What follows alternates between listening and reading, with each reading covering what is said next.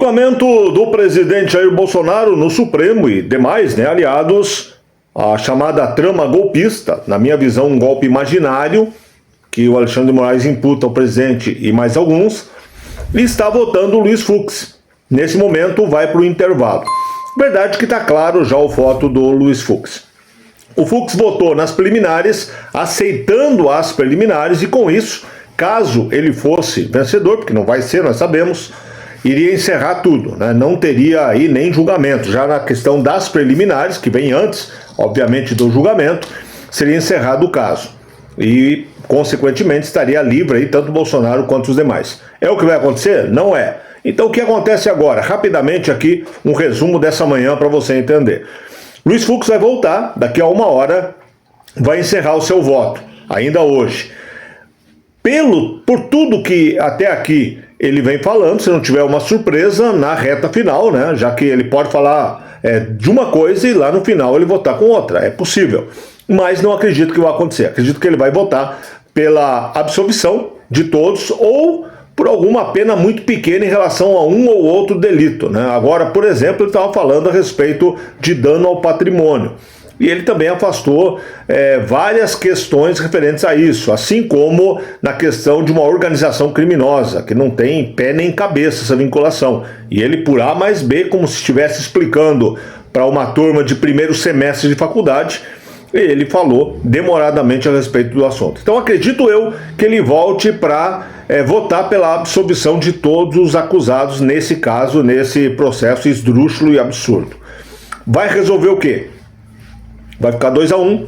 Amanhã a Carmen Lúcia vai dar seu voto, vai provavelmente para um 3-1, depois com o Zanin para um 4-1. Porém, esse voto, diferente do Luiz Fux, ele tem duas situações que ele vai criar. Uma, ele vai abrir espaço para recursos, quer dizer, a defesa vai poder se movimentar. Se for por unanimidade, não tem como fazer os mesmos recursos. Esse 4-1 vai dar um espaço de manobra ainda de trabalho para a defesa. Agora, mais que isso, eu acompanhava no intervalo ali, o intervalo do pipi, como a gente fala, quando eles deram aquela parada de 10 minutos, a imprensa está assustada.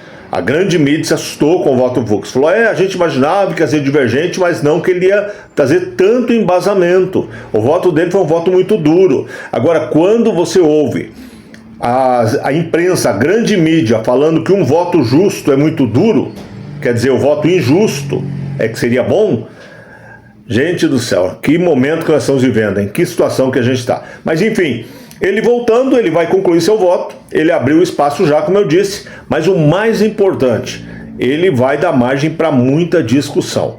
Se você é operador do direito como eu, basta você analisar o início da fala dele, em 10 minutos ele resolve toda a situação. Ele mostra que ainda existe uma luz, porque tudo que a gente aprendeu é assustador. Mas tudo que a gente aprendeu na faculdade cai por terra quando se ouve os ministros do STF. É como se você tivesse feito uma faculdade de matemática e agora alguém viesse falar para você que 2 mais 2 é 4, mas também pode ser 5, talvez seja 6, depende da situação, de quem está fazendo a conta. É mais ou menos isso para facilitar o entendimento. Luiz Fux botou ordem na casa, então ele já vai criar uma possibilidade de discussão dentro do meio jurídico. Além disso, a imprensa vai ter que rebolar para criar uma narrativa que venha a diminuir, digamos assim, as questões que ele colocou. E por fim, ele vai criar uma discussão internacional muito grande, porque tem alguns detalhes que a gente precisa analisar. O voto do Fux é pesado. O Fux é o único juiz de carreira. O Fux é o único juiz que estudou para ser juiz, que fez um concurso para ser juiz. Todos os demais ali são advogados que foram nomeados pelo PT, pelo Bolsonaro ou pelo Fernando Henrique Cardoso. E veja bem, o próprio Fux não tem como falar que o Fux é bolsonarista. O Fux foi nomeado pela Dilma. Mas dos 11, o Fux é o único que é juiz como profissão. Os demais, o Dino era político, muito mais que qualquer tipo de operador do direito, e os demais advogados de políticos. Então o voto do Fux tem um peso muito forte, principalmente no âmbito internacional. Isso traz mais pressão ainda para cima do Brasil nesse momento. E olha, impagável, me permita dividir rapidamente com você, finalizando esse comentário, impagável é a cara de 2 sujeitos ali dentro. Falar para você rapidamente todos eles. O Zanin e a Carmen Lúcia é aquela cara de paisagem, né, que não muda. Aconteça, acontecer, não muda. Você lembra daquele episódio que o Zanin foi xingado num banheiro público quando ele era defensor do Lula? Ele entrou e saiu com a mesma cara? Mesma coisa, hoje ele não muda uma vírgula. Carmen Lúcia também, parece que ela é estática, parece que ela está congelada, ela nem pisca. Agora você olha para o Alexandre de Moraes, ele está mordendo os cantos da mesa. Ele bate o papel para cá, para lá, ele vira. Se você acompanhar o Fux, várias vezes que o Fux dá aquela parada e olha para o lado, é o Moraes fazendo barulho, batendo os pés, batendo as mãos. É um cão raivoso, querendo morder alguém. E o Flávio Dino?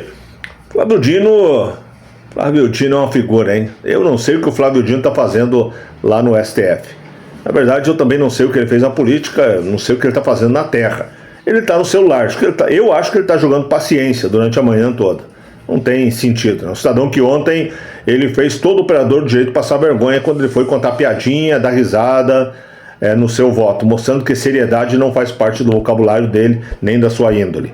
Mas, de qualquer forma, daqui a pouco encerra o voto do Fux, deve ficar 4-1. Vai mudar o quê? Lá na frente? Não vai mudar muita coisa, vai ser condenado o Bolsonaro. Não muda muita coisa nesse momento, mas abre possibilidade tanto de recurso dentro do âmbito jurídico, quanto e principalmente de um trabalho que os advogados vão fazer no âmbito internacional, levando essa situação toda para as cortes internacionais de direito, que tem sim jurisdição, inclusive, sobre o Brasil, caso de pactos como São José da Costa Rica e outros, e também para a mídia, né, tanto brasileiro como principalmente internacional.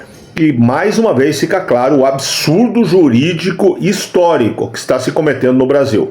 E olha, se você pretende estudar direito, e principalmente os teus filhos, quando estudarem direito, eles vão ter um capítulo falando de Alexandre de Moraes, o homem que tentou destruir o direito brasileiro. Espero que não tenha conseguido, né?